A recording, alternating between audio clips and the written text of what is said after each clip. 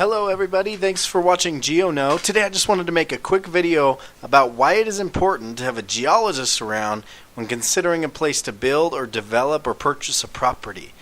I was driving near American Fork Canyon in Utah, close to the junction of 11,000 North and Canyon Road, and I had to pull over and take a few pictures and a little bit of video because I think this is a good example of why it is important to consult geologists when developing an area. While driving by this area, I saw immediate signs of mass wasting.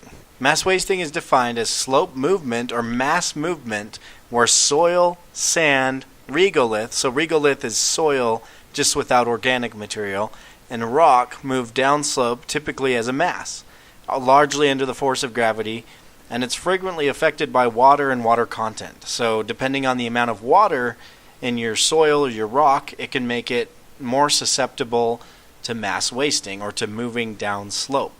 Now here's my footage that I took of this particular area. You can see that there's some vegetation at the top of the slope, but not very much vegetation on the lower parts of it.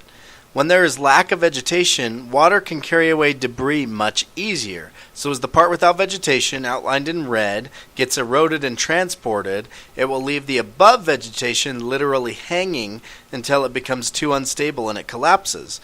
It is possible that this process can continue within the lifespan of these homes, and it could put those homes and people in danger. The point is, if you're considering buying a home or developing an area, it's a good idea to have a geologist on hand to consult before you make some expensive mistakes, right?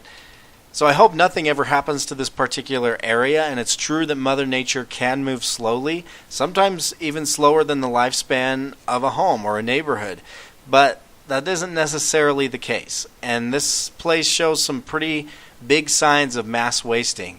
It's so important to assess the potential natural hazards of your area. For someone considering a home in a location like this, the view may be beautiful, but just consider what the possible cost of your home on that hill may be. In an unrelated note, I was really glad that I stopped at this location to take pictures because I also happened to find this really sweet rock. It appears to be a limestone with some chert nodules in it, and the rock has been broken at a few different angles, and so it gives it that swirly or concentric pattern.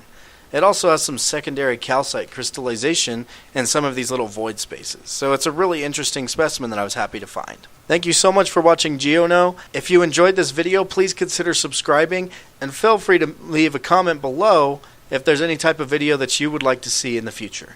Thanks again.